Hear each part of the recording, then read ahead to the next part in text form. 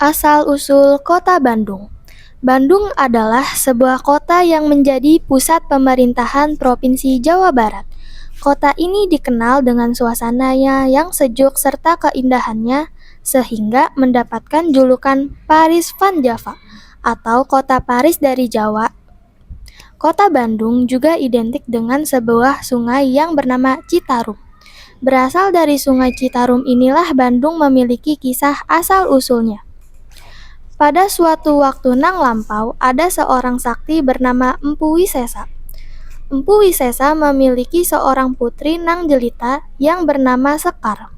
Selain seorang putri, Empu Wisesa memiliki dua orang murid yang bernama Wira dan Jaka. Belasan tahun sebelumnya, Empu Wisesa ketika masih muda, Gunung Tangkuban Perahu meletus. Lahar Gunung Tangkuban Perahu menerjang desa-desa di sekitarnya, sehingga menimbulkan korban jiwa yang tidak sedikit. Ketika mendatangi sebuah desa yang baru saja diterjang lahar, Empu Wisesa menemukan dua bayi yang ditinggal mati orang tuanya. Empu Wisesa merawat dua bayi tersebut, serta memberinya nama Wira dan Jaka.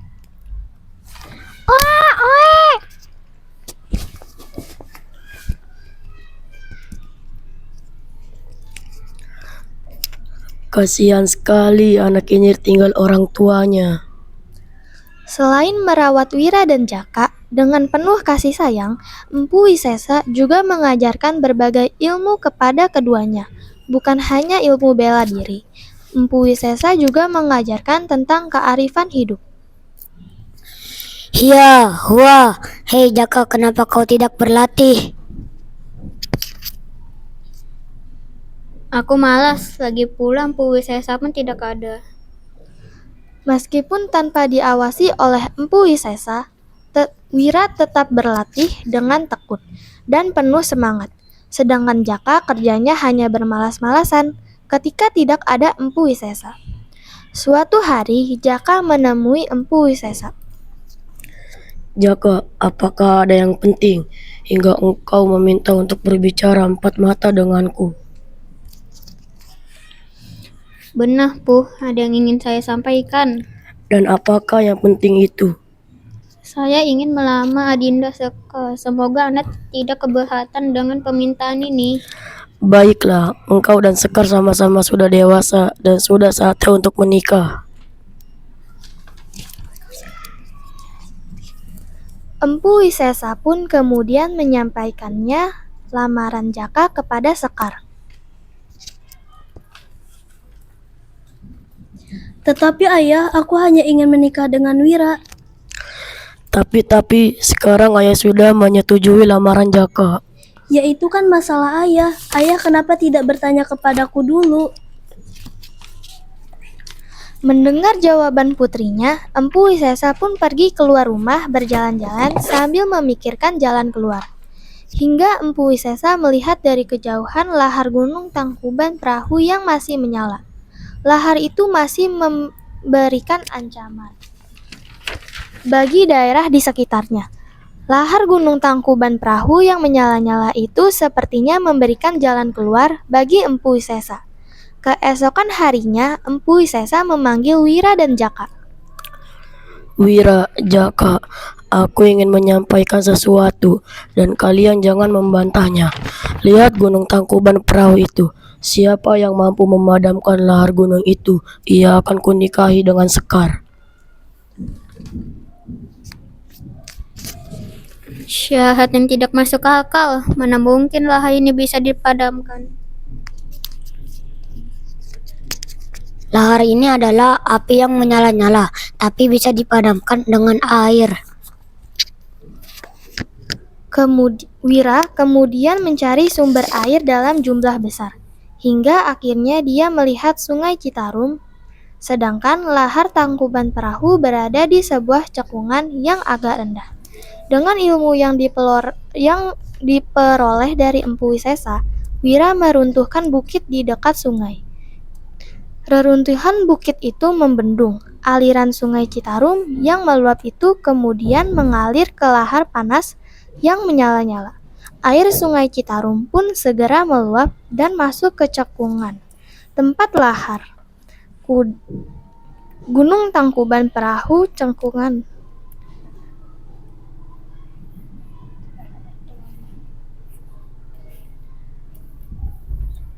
Gunung Tangkuban Perahu, cekungan lahar panas yang menyala-nyala tersebut kini berubah menjadi danau yang sangat luas. Danau itu kemudian disebut dengan nama Danau Bendung karena berasal dari Sungai Citarum yang dibendung. Sesuai dengan janjinya Empu Wisesa menikahkan Wira dengan Sekar. Peralatan pernikahan digelar dengan meriah dengan mengundang para penduduk di sekitarnya. Beberapa tahun kemudian, Danau Bendung airnya semakin surut dan mengering.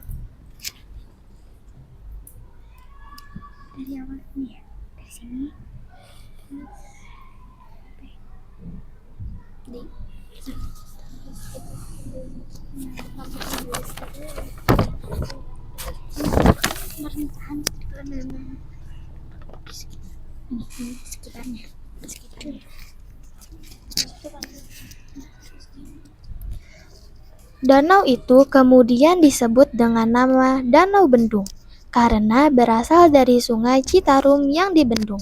Sesuai dengan janjinya Empu Wisesa, dia akan menikahkan Wira dengan Sekar. Peralatan pernikahan digelar meriah dengan mengundang para penduduk di sekitarnya.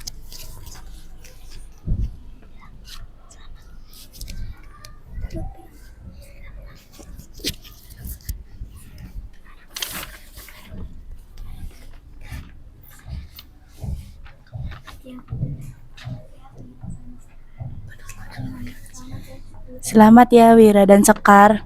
Selamat ya Wira dan Sekar. Selamat ya Wira dan Sekar.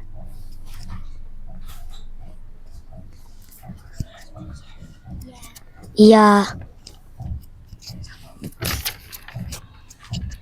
Beberapa tahun kemudian, Danau Bendung airnya semakin surut dan mengering. Bekas danau luas yang mengering itu berubah menjadi lahan yang sangat subur. Wira dan Sekar pun pindah ke lahan yang subur itu. Mereka membuat ladang dan sawah dengan hasil yang melimpah. Bukan hanya Wira dan Sekar yang pindah ke lahan bekas lahar tersebut. Warga lainnya banyak yang berdatangan. Mereka bercocok tanam dan mendapatkan hasil yang melimpah. Wira kemudian diangkat menjadi pemimpin dan daerah bekas Danau Bendung tersebut lama-kelamaan disebut dengan nama Bandung.